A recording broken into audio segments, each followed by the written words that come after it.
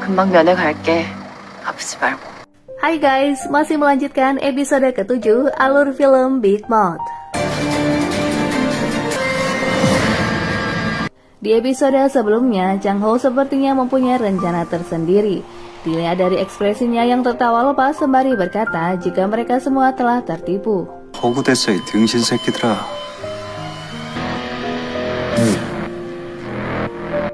Tahanan VIP Tuan Lee dan Tuan Chai Jong dibebaskan dari penjara. Keduanya menggunakan gelang pelacak dari kepolisian agar tak dapat bepergian ke tempat yang tidak seharusnya. 특정 지역 못 벗어나고 야간 외출 금지입니다. 박창호가 한 박사한테 접근 못하도록. Saat akan pulang, kepala sipir memerintahkan seorang penjaga untuk melarang Chang Ho mendekati Dr. Han selama ia tak bertugas. Namun setelah kepala sipir pergi, penjaga sepertinya memberi aba-aba kepada Ketua Yang jika situasi sudah ia kuasai. Ketua Yang membawa Dr. Han ke gereja penjara untuk dieksekusi karena penjaga telah mematikan semua CCTV hingga menjelang petang. 주십시오. 꼭 좀 부탁드리겠습니다. 예? Dr. Han yakin jika nyawanya dalam bahaya karena Ketua Yang pasti mendapat perintah dari Gong Ji-hun untuk menghabisinya. Ia memohon kepada Ketua Yang meyakinkan Gong Ji-hun jika tak akan ada pengkhianatan. Namun Ketua Yang seolah tak menggubrisnya. 걱정 마십시오, 형님. Ia meminta anak buahnya mengikat Dr. Han dan bersiap menghantam kepalanya dengan besi panjang. 요거는 다 공지훈이가 시켜서 하는 일이니까. Tiba-tiba Chang Ho dan kelompoknya mendobrak pintu ruangan yang seketika menghentikan eksekusi.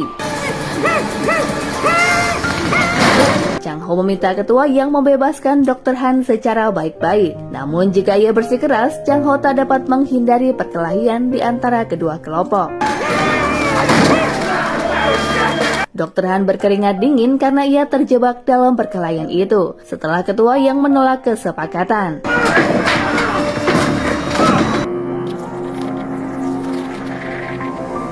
Di klinik penjara, Dr. Han yang selalu mengalami cekukan saat gugup berterima kasih kepada Chang Ho karena telah menyelamatkan hidupnya. Ia pun berjanji akan membalas budi kejadian hari ini. 이번 재판에서 너한테 다 뒤집어 Chang Ho penasaran sebenarnya apakah isi makalah Dr. Seo. Ia tak habis pikir dengan Dr. Han yang masih saja menyembunyikan fakta itu. Padahal Ji-hun sendiri ingin mengorbankan Dr. Han dalam persidangan. 내 사유고 좀 하지 마. 그라운드가 있다는 거네. Dr. Han berjanji akan mengabulkan permintaan lain asalkan Chang Ho berhenti membahas makalah Dr. Seo. Karena selain Gong Ji-hun, masih banyak orang yang lebih menakutkan yang ada di balik ini semua. 사제형 논문 내용이 뭐야? Ternyata perkelahian itu adalah rekayasa Ketua Yang. Ia memang ditugaskan Chang Ho untuk menjadi mata-mata agar di mata penjaga ia masih berpihak kepada Gong Ji-hun. 갑자기 스모 마리아상을 왜 깨버린 거야? 한 박사 눈치. 우리 비밀을 어떻게 알고 납치를 해? Keesokan harinya, ayah Miho mencari Profesor Chang Ye-jin ke rumahnya. Namun karena rumahnya kosong, Miho pun meminta ayahnya menghubungi kerabat Profesor Chang Ye-jin. Sementara Miho yang sedang bertugas merasa aneh dengan instruksi kepala perawat yang saat itu melarangnya melakukan RJP pasien yang sedang koma.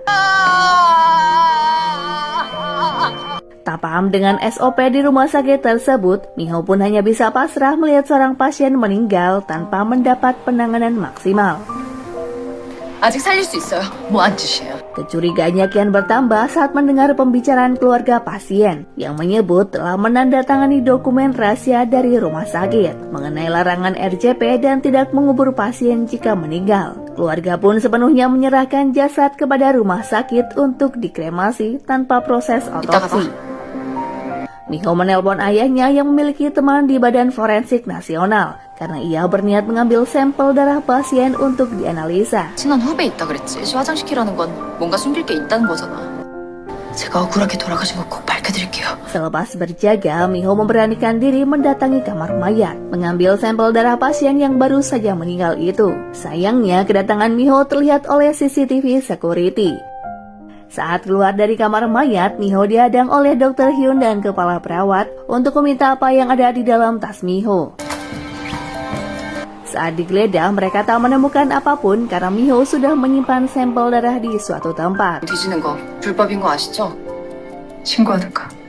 Kedatangan wali kota Choi Do-ha yang akan menjemput istrinya seketika membebaskan Miho dari intimidasi. Wali kota semakin curiga apakah istrinya terlibat konspirasi mengenai makalah Dr. Seo. Ia pun memutuskan untuk membantu Miho mengungkap kasus tersebut. Namun saat kembali ke kamar mayat, Miho diserang pria yang akan mencekiknya karena Miho berulah terlalu jauh. Untuk kedua kalinya, wali kota menyelamatkan Miho.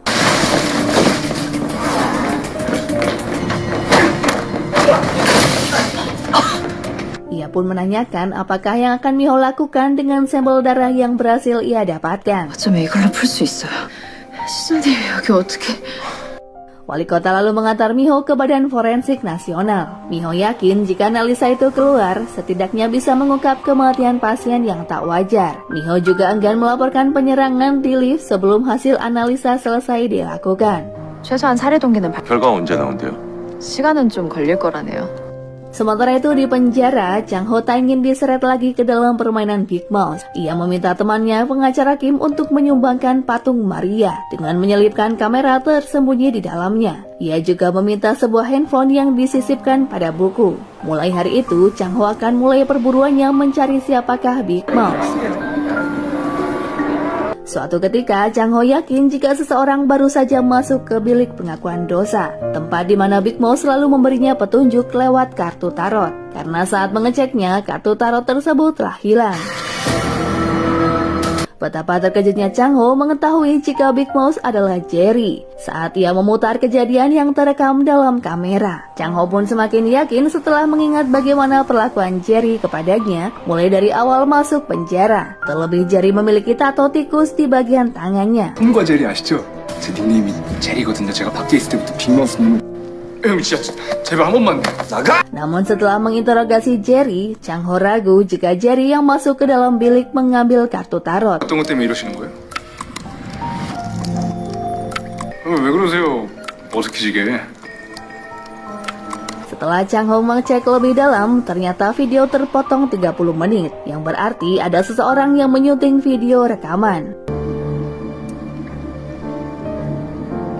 Beberapa saat kemudian, Minho menelpon Chang Ho mengabarkan jika ia baru saja menerima bunga dengan kartu tarot sebagai ucapan. Setelah melihat kartu tarot tersebut, Chang Ho terkejut lantaran berisi pesan peringatan karena Chang Ho melakukan hal ceroboh dengan menyisipkan kamera. Teka-teki Big Mouse semakin sulit diungkap. Ia pun heran karena ia mengetahui masalah kamera hanyalah dirinya, Miho, ayah mertua dan pengacara Kim. 문제를 아는 사람은 단 4명. 나와 미호, 순태와 장인어른 뿐인데 오늘 일 다 지워. Kegiatan Chang Ho masuk ke dalam bilik pengakuan dosa yang hanya menjalankan perintah Big Mouse pun akhirnya diketahui Jerry. Ia kecewa lantaran Chang Ho ternyata bukanlah Big Mouse. Apalagi selama ini tahanan dibuat percaya dengan ucapan Chang Ho yang akan mengabulkan permintaan para tahanan asalkan mau bergabung di pihaknya.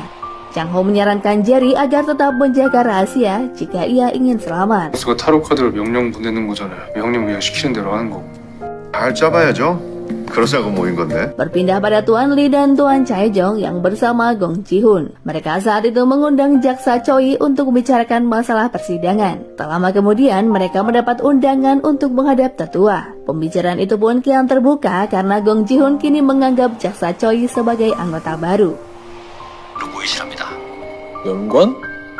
어르신께서 기분이 Di sebuah tempat, mereka yang menyebut sebagai anggota NK Chemical berkumpul. Tampak wali kota hadir bersama istrinya. Gong Ji-hoon menanyakan sejauh mana usaha wali kota memenangkan hati hakim persidangan, seperti ucapannya di depan tetua tempo hari. Namun saat itu, wali kota mengaku masih sibuk sehingga belum bertemu dengan hakim.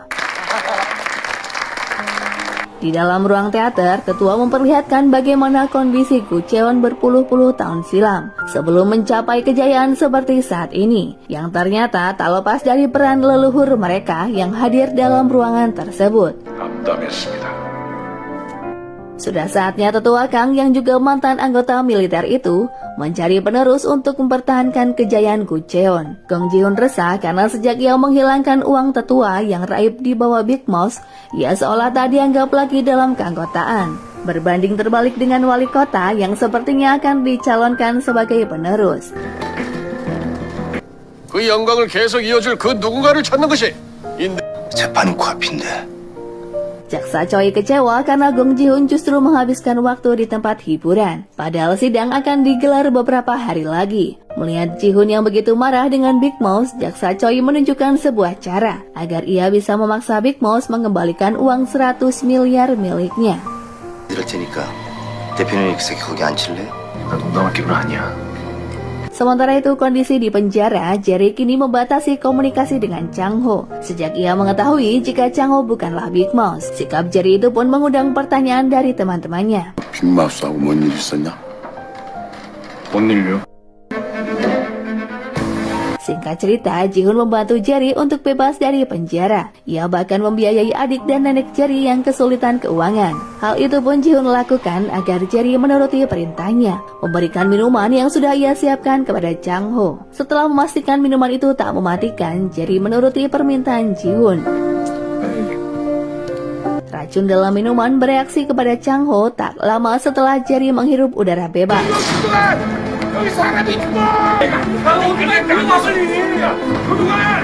빅마우스한테는 이걸 먹이면 돼. Kedatangan Miho bertepatan dengan ambulan yang akan membawa Chang Ho. Jerry memberitahu Miho jika suaminya berada di dalam ambulan itu.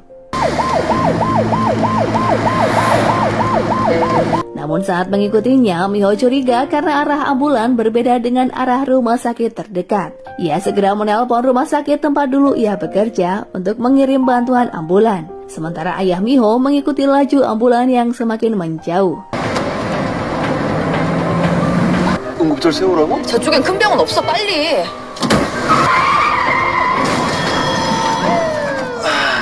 Sepertinya seorang sipir yang juga anak buah Ji-hoon berniat menculik Chang Ho. Beruntungnya Miho berhasil memindahkan Chang Ho ke dalam ambulan lain dan membawanya ke rumah sakit. 병원 찾느라고 고생하실 지금 미쳤어?